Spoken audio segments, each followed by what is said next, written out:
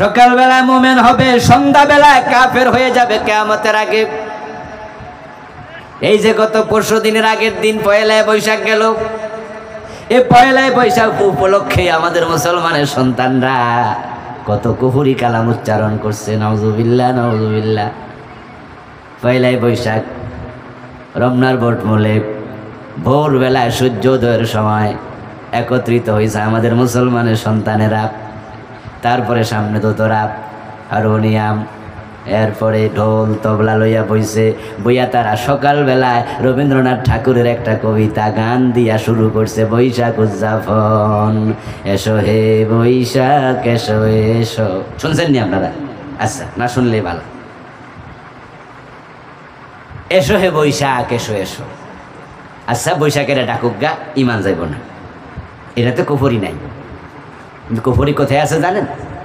এই গানের কয়েক লাইন যাওয়ার পরে, কয়েক স্তবক পড়ার পরে সামনে গেলে সেখানে তারা রবীন্দ্রনাথ ঠাকুরের কবিতা, তো উনার বিশ্বাস হলো আগুন দিয়ে যা ছাই করা হয় তা পবিত্র হয়। হিন্দুদের ধর্ম বিশ্বাস আগুন দিয়ে পোড়ানোর পরে বস্তু হয় শুচি পবিত্র। এজন্য তারা মানুষের লাশ পোড়াইয়া দগ্ধ করে দেয়। তারা বলে গুনাহ সহ যা ছিল সব জ্বালাইয়া শুচি করে দিয়েছি।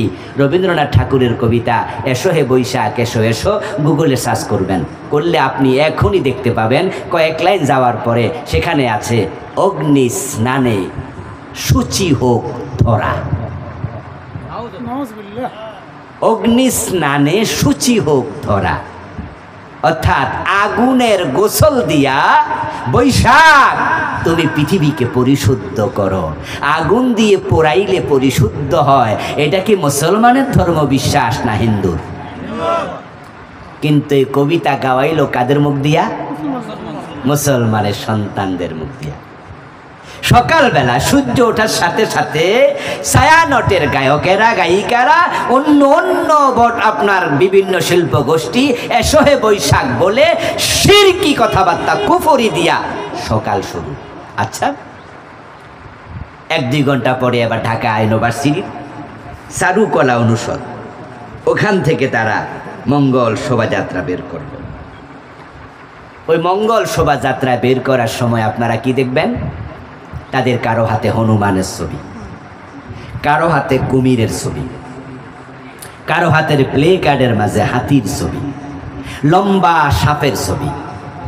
আচ্ছা, পহেলা বৈশাখের সাথে কুমিরের সম্পর্ক কি? সাপের মূর্তির সম্পর্ক কি? হাতির মূর্তির সম্পর্ক কি? পহেলা বৈশাখ বাংলা নববর্ষ। এই বাংলা নববর্ষটা চালু করছিল কোনো হিন্দু নাকি সম্রাট আকবর? যারা জানেন তারা কথা বলেন। এটা কি কোনো হিন্দু চালু করছে না সম্রাট আকবরের? সম্রাট আকবর কি হিন্দুর সন্তান? বৌদ্ধ খ্রিস্টান? মুসলমানের সন্তান ছিলেন। তো মুসলমান কর্তৃক প্রবর্তিত বাংলার প্রথম বাংলা সন, ওই বাংলা সনের প্রথম মাস বৈশাখ। ওই বৈশাখের দিনে তোমার মাথার উপরে সিংহের ছবি কেন? কে তুলে দিল? সাপের মূর্তি কে তুলে দিল? সেখানে কেন আসলো আপনার হাতে হনুমান? খোঁজ নিয়ে দেখেন, এই সিংহ, এই হনুমান, এই হাতি, এই সাপ সবগুলো হচ্ছে হিন্দুদের বিভিন্ন দেবতার বাহন।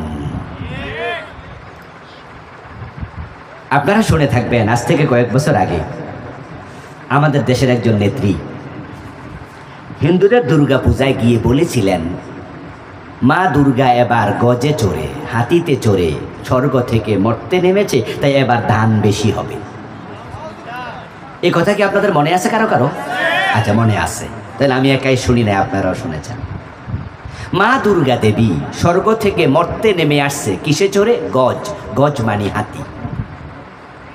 তাহলে তারা বুঝালো দুর্গা দেবীর বাহনের নাম কি? কথা বলে না কেন ভাইয়া? না বুঝলে অন্য একটা কোন, বুঝলে এটা বলেন। হাতি কি? তাদের আরেক দেবীর বাহন হচ্ছে হনুমান। তাদের আরেক দেবীর বাহন হচ্ছে ঘোড়া, আরেকটার বাহন হচ্ছে মহিষ, আরেকটার বাহন হলো সাপ। এক একটার এক এক বাহন।